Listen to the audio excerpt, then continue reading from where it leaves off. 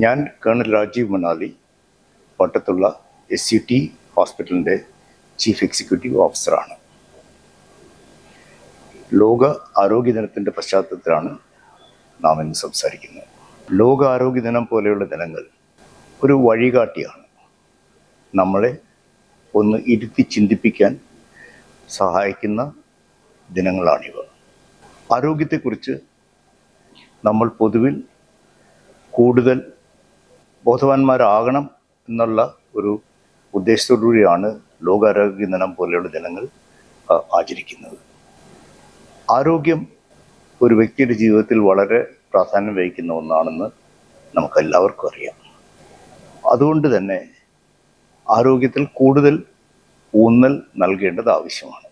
ഇന്നത്തെ രോഗങ്ങളുടെ നിരക്കും കണക്കും ഒക്കെ വെച്ച് നോക്കുകയാണെങ്കിൽ നമ്മൾ വേണ്ടവണ്ണം ആരോഗ്യത്തെക്കുറിച്ച് ബോധവാന്മാരാണോ എന്ന് സംശയിക്കേണ്ടിയിരിക്കുന്നു. ആരോഗ്യം എന്ന് പറയുമ്പോൾ പൊതുവിൽ ശാരീരിക ആരോഗ്യത്തിൻ്റെ കാര്യം മാത്രമേ നമ്മുടെ ശ്രദ്ധയിൽപ്പെടാറുള്ളൂ. മാനസിക ആരോഗ്യത്തിൻ്റെ കാര്യം അത്രയധികം ശ്രദ്ധയിൽ വരാറില്ല. എന്നാൽ ആരോഗ്യം എന്ന് പറയുമ്പോൾ ഈ രണ്ട് കാര്യങ്ങളും വളരെ പ്രാധാന്യം അറിയിക്കുന്ന ഒന്നാണ്. മാനസിക ആരോഗ്യവും ശാരീരിക ആരോഗ്യവും ഒരുപോലെ സംരക്ഷിക്കേണ്ട ഒരു ചുമതല എല്ലാ വ്യക്തികൾക്കും ഉണ്ട്. ആൻഡ് ആരോഗ്യ സംരക്ഷണം ആദ്യം നടക്കേണ്ടത് വ്യക്തിഗത ഒരു ചാനലിലാണ്. സമൂഹത്തിലേക്കൊക്കെ പിന്നീടേ അത് എത്തുന്നുള്ളൂ. നമ്മുടെ ആരോഗ്യം സംരക്ഷിക്കാൻ നമുക്ക് ഒരു നല്ല ജീവിതശൈലിയായിട്ട് വേണം ആദ്യമേ തുടങ്ങാൻ. നല്ല ജീവിതശൈലി എന്ന് പറയുമ്പോൾ ദിവസവും ഒരു 10-15 മിനിറ്റെങ്കിലും വ്യായാമം ചെയ്യാൻ നമുക്ക് കഴിയണം. നമ്മുടെ ഭക്ഷണം ക്രമീകരിച്ചതായിരിക്കണം. പോഷകാഹാരം ആണ് നമ്മൾ കഴിക്കേണ്ടത്. അതുപോലെ ഫാസ്റ്റ് ഫുഡും ഒഴിവാക്കാവുന്ന ഫുഡും പോഷകാഹാരങ്ങൾ അധികം അടങ്ങിയിട്ടില്ലാത്ത ഭക്ഷണവും ഒക്കെ ഒഴിവാക്കി നമ്മുടെ ആരോഗ്യത്തിന് ഒതുങ്ങുന്ന ഭക്ഷണം കഴിക്കുക. അതുപോലെ 8 മണിക്കൂർ ഉറങ്ങാൻ സമയം കണ്ടെത്തുക. അനാവശ്യമായ സ്ട്രെസ്ഫുൾ ജോബ്സിൽ ഏർപ്പെടാതിരിക്കുക. സ്ട്രെസ്സിനെ മാനേജ് ചെയ്യാനുള്ള കഴിവ് സ്വായത്തമാക്കുക.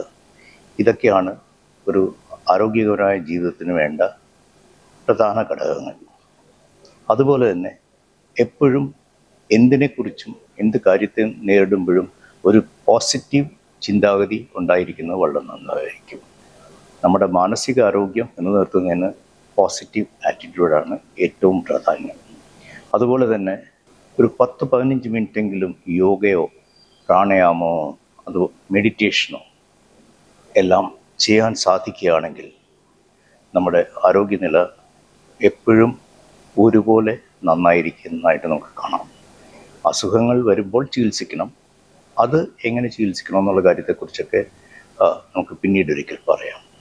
ഇപ്പോൾ ആരോഗ്യ സംരക്ഷണം, അതും വ്യക്തിഗത ആരോഗ്യ സംരക്ഷണം, അതിൻ്റെ പ്രാധാന്യം, അതിന് നമുക്ക് എന്തൊക്കെ ചെയ്യാമെന്നുള്ള കാര്യങ്ങളെക്കുറിച്ച് പറഞ്ഞുകൊണ്ട് ഈ ലോകാരോഗ്യ ദിനത്തിലെ നമ്മുടെ സംവാദം ഞാൻ ഇവിടെ അവസാനിപ്പിക്കുകയാണ്. എല്ലാവർക്കും വളരെ ആരോഗ്യകരമായ ഒരു ജീവിതം നേർന്നുകൊണ്ട് ഞാൻ എൻ്റെ വാക്കുകൾ ചുരുക്കുന്നു. നന്ദി, നമസ്കാരം.